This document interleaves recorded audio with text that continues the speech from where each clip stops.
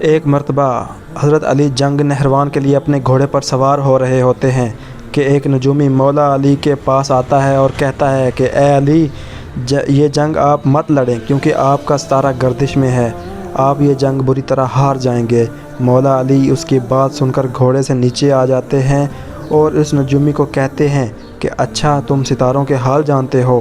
اس نے کہا ہاں، میرا کام یہی ہے، میں ستاروں کو دیکھ کر انسان کا حال بتا سکتا ہوں، اور آپ کا ستارہ اس وقت گردش میں ہے، اس لیے آپ کو بتایا کہ آپ یہ جنگ ہار جاؤ گے۔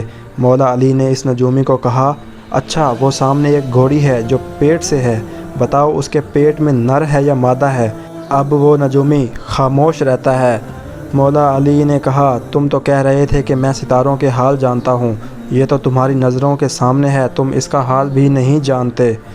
مولا علی نے کہا اچھا بتاؤ، کون سا ستارہ جب ٹوٹتا ہے تو اونٹ پر ایک ایسی حرکات ظاہر ہوتی ہے؟ اب پھر وہ نجومی خاموش۔ حضرت علی نے کہا اچھا، اس میرے گھوڑے کے پاؤں کے نیچے زمین پر ایک چیز ہے، بتاؤ وہ کیا ہے؟ نجومی خاموش۔ حضرت علی نے کہا تم آسمان کے تو کیا زمین پر تمہاری نظروں کے سامنے جو ہے وہ بھی نہیں جانتے؟ سنو اے شخص، میں علی اب تجھے بتاتا ہوں کہ علی کی زندگی کی سب سے کامیاب یہ جنگ ہوگی، میرے 10 لوگ بھی اس جنگ میں نہیں شہید ہوں گے اور میرے مخالف کے 10 لوگ بھی نہیں بچیں گے۔ اور پھر تاریخ میں لکھا ہے کہ جنگ نہروان میں مولا علی کا کوئی ساتھی بھی شہید نہیں ہوا تھا اور مولا علی کے مخالف کے صرف 9 آدمی بچے تھے۔ مزید اس طرح کی اسلامی ویڈیوز کے لیے چینل سبسکرائب کریں اور ویڈیو کو لائک کریں۔ شکریہ۔